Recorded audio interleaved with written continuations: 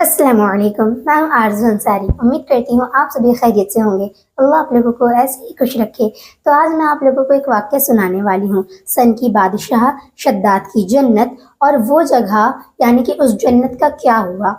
दुनिया में एक ऐसा इंसान जिसने अपनी जन्नत बनाई, लेकिन वो अपनी बनाई हुई जन्नत में दाखिल नहीं हो पाया।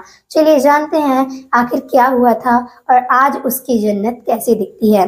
दुनिया में बहुत सी ताकतवर कौमें आईं जो अपनी सरकशी और घमंड की वजह से इस दुनिया से मिटा दी गई।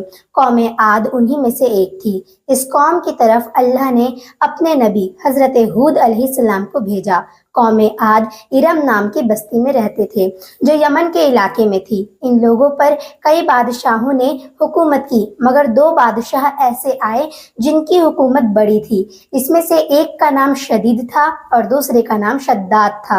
जब शदीद की मौत हो गई तो पूरी हुकूमत शद्दाद को मिल गई। उसको हुकूमत का इतना घमंड था कि उसने खुदाई तक का दावा कर डाला। उसने अल्लाह के नबी हजरत हूद अलैहिस्सलाम से जन्नत के बारे में सुन रखा था कि जन्नत दिखती कैसी है, इसलिए उसने ज़मीन पर जन्नत बनाने का इरादा किया। वो कहता था मुझे उस जन्नत की ज़रूरत नहीं है जो अल्लाह ने बनवाई है। उसने पूरी दुनिया के हुनरमंदों को बुलाया और उसने तमाम हुक्मरानों और सरदारों को हुक्म दिया कि सोने और चांदी की ईंट बनाकर भेजा जाए। एक शहर 10 कोस चौड़ा और 10 कोस लंबा बनाने का हुक्म दिया। इसकी बुनियाद इतनी गहरी खुदवाई कि जमीन से पानी निकल आया।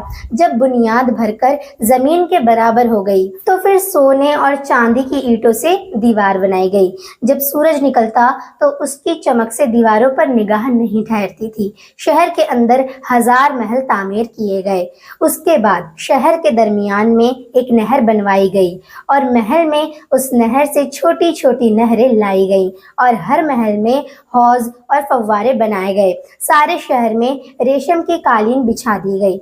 रिवायत में आता है कि इस जन्नत को बनाने में 300 साल लगे और शद्दाद की उम्र 900 साल के करीब थी।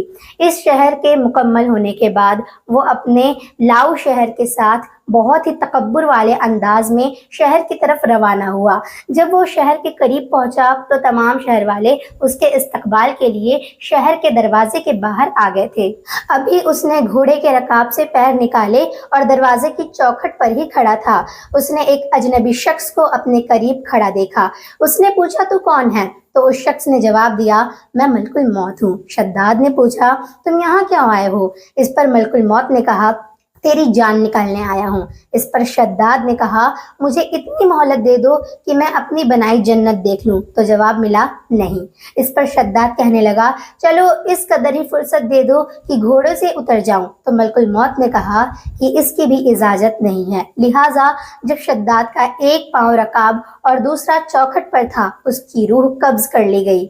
फिर हजरत जिब्राइल अलैहिस्सलाम ने बड़े जोर से एक खतरनाक चीख मारी और इस वक्त तमाम शहर अपनी आलीशान सजावटों और महलों के साथ जमीन में धंस गया और इसका इस दुनिया में नामो निशान बाकी नहीं रहा। जो इस दुनिया में आया है उसे एक दिन इस दुनिया से जरूर जाना है, इसलिए अपनी जिंदगी अल्लाह के हुक्म के मुताबिक गुजारनी चाहिए। अगर आपको लगता है कि ये वीडियो इबरतनाक है और ये वाक़या अगर आप लोगों को अच्छा लगा तो वीडियो को शेयर जरूर कीजिएगा। मिलती हूँ अगली वीडियो में। अस्सलामु अलैकुम।